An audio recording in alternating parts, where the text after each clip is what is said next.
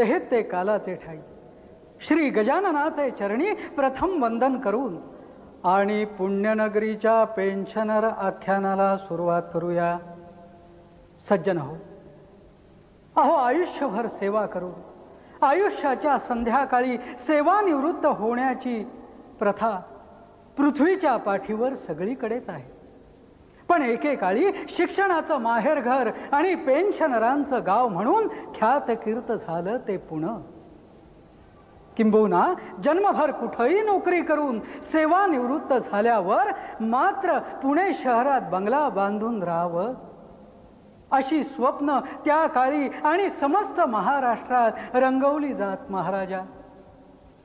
आणि मग पुण्यात सावली, आधार, वामन स्मृती, इंदिरा स्मृती आणि बहुसंख्य श्रम साफल्य या नावाचे बंगले उठत.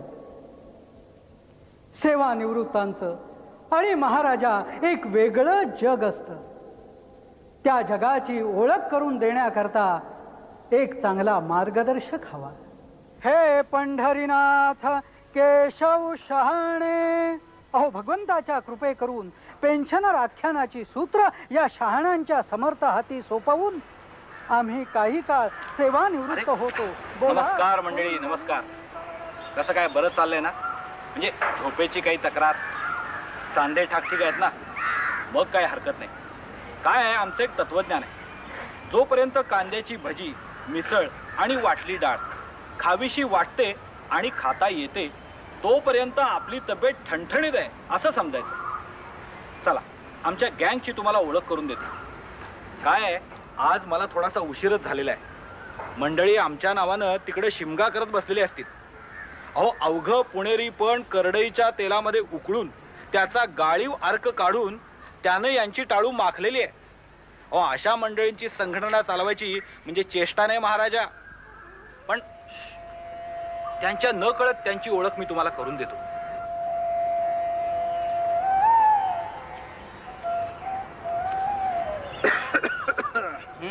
या पंढरीनाथ राजे, आज बऱ्यापैकी उशीर केलात. अरे तुम्हा म्हाताऱ्यांची कामं करता करता वेळ कसा जातो हे कळत नाही. आम्ही म्हातारे आणि तुझ्या नाकाडाखाली नुकतीच लव फुटायला लागली आहे.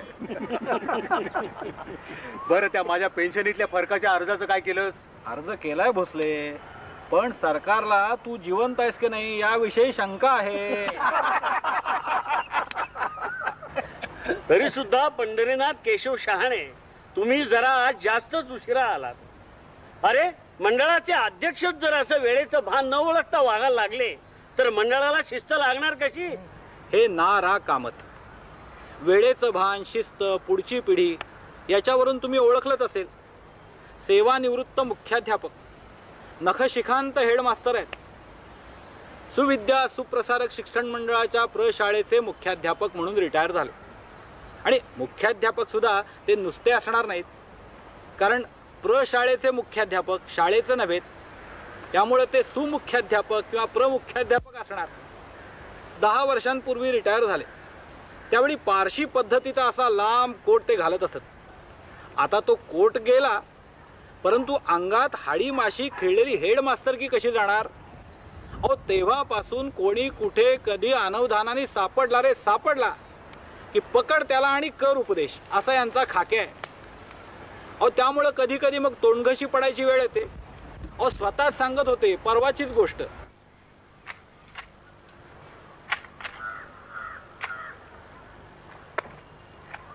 हो दीडशाने, जरा खाली या. कोण मी? हा या उतरा, खाली उतरा. तुर्तास माळी काम हाच व्यवसाय का?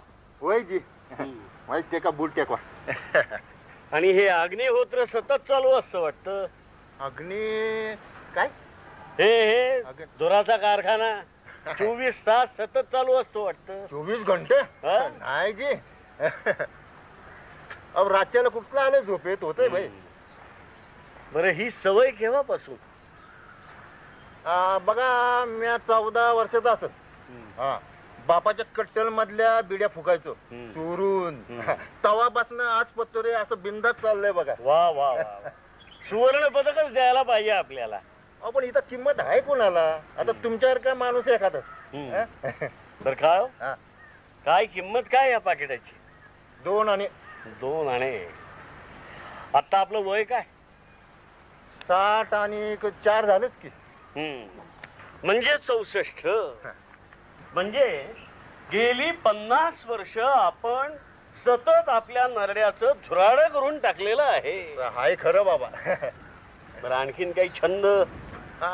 छंद म्हणाल तर तसं हा परमुलकात होतो तवा. म्हणजे परमुलकातही गेला होता वाटतं आपण. तर वो आता पोटा पाण्यासाठी फिरावं लागतेच की. काय म्हणत होतो मी? ते परदेशात आपण काय दिवे लावले ते? अहो तिथं लय गार असायचं. तेव्हा साहेबाच्या नादानं थोडी वा वा सुरेख. मग ती रोज एक वाटतं. परवडतंय वय. 5 रुपयाला एक महामाई. हप्ताभर आपण एकच पुरवायचं. अरे पण तुम्ही स्वतःच केवढं नुकसान करून घेतलंय याची कल्पना आहे तुम्हाला? 2 आणे रोज म्हणजे वर्षाचे झाले 730 आणे. असे 730 आणे सलग 50 वर्ष म्हणजे झाले 36,500 आणे. थोडे थोडके नाहीत. म्हणजे 2,281 रुपये. अरे म्हणजे एवढ्यावरच तुम्ही थांबलेल नाहीत. 5 रुपये आठवड्याला म्हणजे वर्षाचे झाले 240 रुपये. म्हणजे असे 10 वर्षाचे 2,400 रुपये. म्हणजे एकूण 4,681 रुपये तुम्ही फक्त धूर आणि पाण्यात घालवले. वर तब्येतीचं नुकसान झालं ते वेगळंच. बाबू अरे हे 5,000 जर वाचले असते ना तर या जिमखान्यावर इथंच एक छोटेखानी बंगला झाला असता. खरे आहे गाड्या साहेब. यातलं तुम्ही काय करत नसालच. सुपारीच्या खांडाचं व्यसन नाही. राहिला कुठेशी? भाऊ महाराजांचा बोळ, धडपळे वाडा, 3 खोल्यांची प्रशस्त जागा आहे. म्हणजे भाडे करूच. हो मग.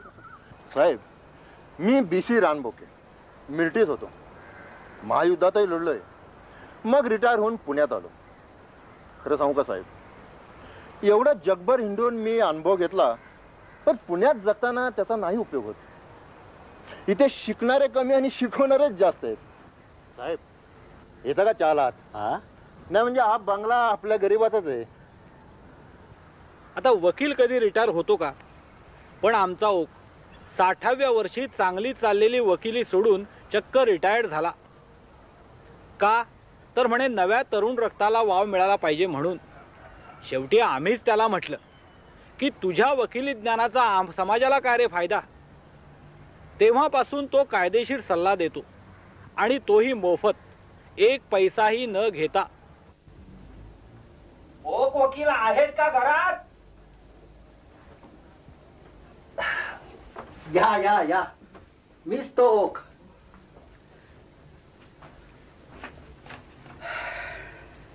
ओक वकील म्हणजे 15 वर्षापूर्वी श्रीधर आपट्यांचा कौटुंबिक खटला चालवलेले तेच ना? माझ्या आठवणीप्रमाणे तो दावा आमच्यासारखा झाला होता बरोबर? हो हो. हा मग मीच तो ओक. मी सहसा कुठलीही केस हरलेली नाही. छान. म्हणजे आपण बरोबर आलो. होच वळी. मी श्रीधर आपट्यांचा भाऊ. बर. त्यानं मला सांगितलं होतं की कायदेशीर काहीही विचारायचं असलं तर ओकाकडे जा. अख्ख्या पुण्यात त्याच्यासारखा हुशार वकील नाही. महाराष्ट्रात बीस त्यांना तसं सांगितलं होतं. आणि माझी गोष्ट सोडा हो, या शहरातलं प्रत्येक शेमडं पोर सुद्धा स्वतःबद्दल तेच सांगेल. मी रंगनाथ आपटे. माझ्यासारखा तत्वनिष्ठ माणूस तुम्हाला मिळणार नाही. अरे वा. पुण्याचेच दिसताय. होय. म्युन्सिपाल्टीत होतो. म्युन्सिपाल्टीत जन्मभर नोकरी करूनही स्वतःचं घर नसणारा आपटे म्हणून ओळखतात मला. हो. कामाव्यतिरिक्त कुणाचा ढब्बू पैसा देखील घेतला नाही, घेणार नाही. आणि कुणाचंही काम, सेवा आणि कष्ट फुकट घेणार नाही. या या या या बसा ना, बसा बसा बसा. या.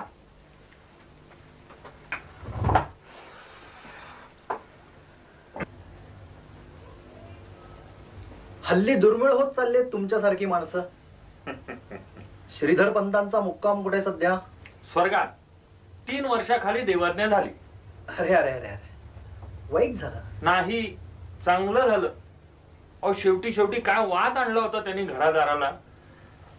असो, ही माझी पत्नी सौभाग्यवती सत्यभामाबाई भ्रतार रंगनाथ आपटे. होच मुळी. माझ्याकडे काम. सांगतो. काय हो, सांगू ना? होच मुळी. तर आम्हाला दोघांना घटस्फोट हवा. काय? धचकू नका, पडाल. आमच्या दोघांचं पटत नाही, किंवा भांडणं होतात, किंवा इस्टेटीवरून काही मतभेद आहेत, किंवा मुलाबाळांवरून काही वाद आहेत, अशातला अजिबात भाग नाही. बरं, वैवाहिक सुखात काही कमतरता वगैरे म्हणाल तर तसंही नाही. आम्ही दोघांनी अगदी सुखानं, प्रेमानं, समाधानानं 50 वर्ष संसार केलाय. काय हो? होच मुळी. आणि मग तरीही? तरीही नाही, म्हणूनच आम्हाला घटस्फोट हवाय. बायको, तुमचंही तसंच मत आहे ना? होच मुळी. मला समजून घ्यायला जरा कठीण जात आहे. अगदी सोपं आहे. आमची मुलं मोठी झाली, आमच्यापेक्षाही जास्त सुस्थितीत आहेत. थोरला अमेरिकेत असतो, धाकटा बंगलोरला, आणि मधला माझ्या जागेवर कॉर्पोरेशन मध्ये. बरं, मुली 2, दोघींची लग्न झाली, सगळं आपापल्या जागी व्यवस्थित. मग आता आम्ही नवरा बायको म्हणून एकत्र राहण्याचं प्रयोजन काय? असं कसं म्हणता? वृद्धापकाळातच एकमेकांना आधार हवा असतो असं आम्हाला वाटत नाही. नाही म्हणजे दोघांपैकी एक जण गचकला तर दुसऱ्याचं काय होतं? अहो, अशा वेळी अडचण होण्याची शक्यता जास्त. बघा, सामाजिक आणि कौटुंबिक बांधिलकी संपल्यानंतर दोन्ही व्यक्तिमत्व स्वतंत्र व्हावीत असं आम्हाला वाटतं. काय बायको? होच मुळी. आम्ही आमची कर्तव्य पार पाडली. कुणाचं काही घेतलं नाही, दिलं नाही, कुणाचं काही बाकी ठेवलं नाही. आमच्या विवाहानं आमच्यावर जी सामाजिक आणि कौटुंबिक जबाबदारी होती ती पार पाडल्यानंतर आता आम्ही नवरा बायको म्हणून एकत्र राहायचंच कशाला? आणि तुमची एकमेकांबाबतची कर्तव्य, एकमेकांना शेवटपर्यंत साथ द्यायच्या शपथा, त्याचं काय? माझा मुद्दा तुमच्या लक्षात नाही आला हो. विवाहाच्या कायदेशीर बंधनाबद्दल बोलतोय आम्ही.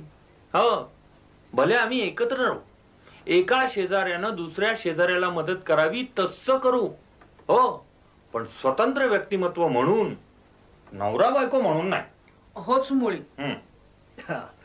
माफ करा, इतका स्वतंत्र विचार घटनाकारांनीही केला नव्हता. खरोखरच कायदा गाढव असतो, पण तो असतो हे महत्वाचं. आपल्या देशात विनाकारण घटस्फोट मिळणं अवघड आहे. विनाकारण कसं? कारण आहे.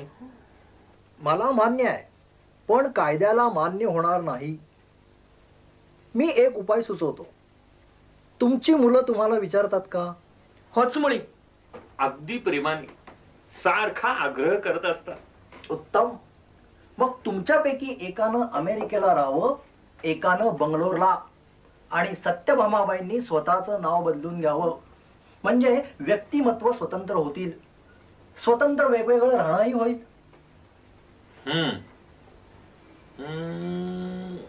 हे पटण्यासारखं आहे. काय सत्यभामाबाई? होच मुळी. तेव्हा सल्ला पटला. धन्यवाद. आता आपली फी. मी वकिलीतून रिटायर्ड झालोय, केवळ मोफतच सल्ला देतो.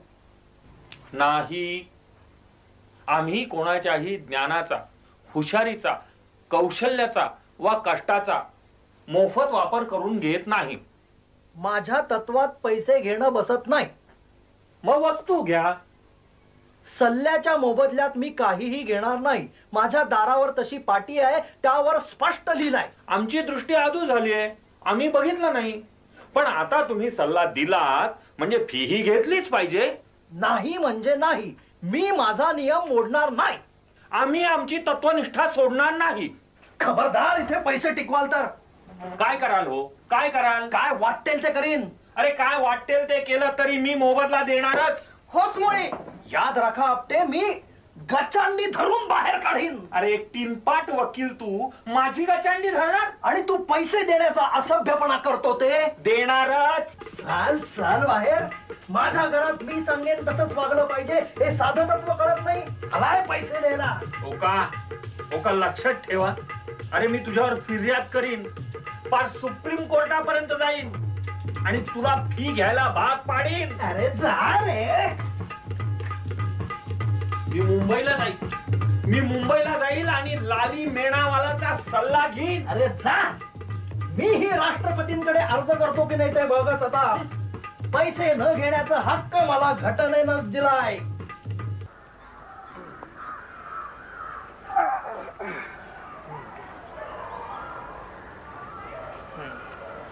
चला मंडळी, आजचा बकरा कोण आहे? हे शहाणे. चला शाणे. नाही, माझा नंबर होता पण बँकेतून पैसे काढायचे राहून गेले. अहो त्यात काय झालं? आपला बट काय उधार द्यायला नाही म्हणतोय थोडाच.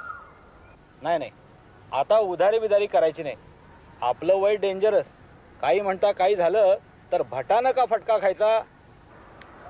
ते ठीक आहे, पण पुढचा नंबर कोणाचा? मी आहे, पण राजाभाऊंचा नंबर मध्येच लागणार होता. त्याचं काय झालं? बरोबर आहे, म्हणालो होतो. साधा सुद्धा नाही, अगदी श्रीखंडपुरीचा बेत देणार होतो मी. पण कायद्यातला बदल सोडाच, सरकार दरबारी साध्या पत्राची पोच सुद्धा आम्हाला मिळाली नाही. राजाभाऊ, आज उद्या आपल्या अर्जाचं उत्तर येईल. परवा तेरवा तुम्हाला श्रीखंडपुरीचा भुर्दंड पडणार.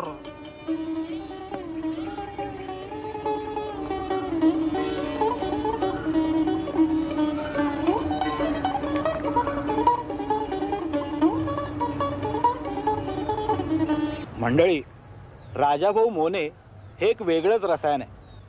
अहो, कुणी इस्टेटीसाठी भांडतं, कुणी सरकार दरबारी सामाजिक सोयीसाठी खेटे घालतं. पण आमचे राजाभाऊ गेली 10 वर्ष सरकारशी झगडतायत, ते मरणासाठी. आश्चर्य वाटलं असेल तुम्हाला, थोडासा धक्काही बसला असेल. अहो, पण ते खरं आहे. आत्महत्या करणं, तसा प्रयत्न करणं हा गुन्हा आहे. हा कायदा राजाभाऊंना बदलून हवाय. माणसाला इच्छा मरणाचा हक्क असायला हवा, असं त्यांचं मत आहे. आता हे थोडंसं जगावेगळं आणि अंगावर काटा आणणारं आहे, कबूल आहे. आपण राजाभाऊ त्या विषयावर बोलायला लागले ना की त्यांचं म्हणणं पटायलाही लागतो. नाही, माझी मागणी मुळीच विचित्र नाही. कोणत्याही नवीन मागणीमुळे देशाच्या आधीच कमी झालेल्या साधन संपत्तीवर ताण पडतो. माणसाला स्वेच्छा मरणाचा अधिकार प्राप्त झाला तर उलट ही साधन सामुग्री वाचून ती अधिक लायक लोकांच्या उपयोगी पडेल. हा कायदा असंस्कृत आणि रानटीपणाचा आहे. आत्महत्येचा प्रयत्न करणं हा गुन्हा, आणि जर तो यशस्वी झाला तर त्याला मात्र काहीही शिक्षा नाही. कारण तुम्ही माणसं ती त्याला देऊ शकत नाही. पण राजा भाऊ, सुखासुखी आयुष्य संपवणं, आता यात काय सुसंस्कृतपणा आहे? आता नुसतं जगत राहण्यात तरी काय अर्थ आहे?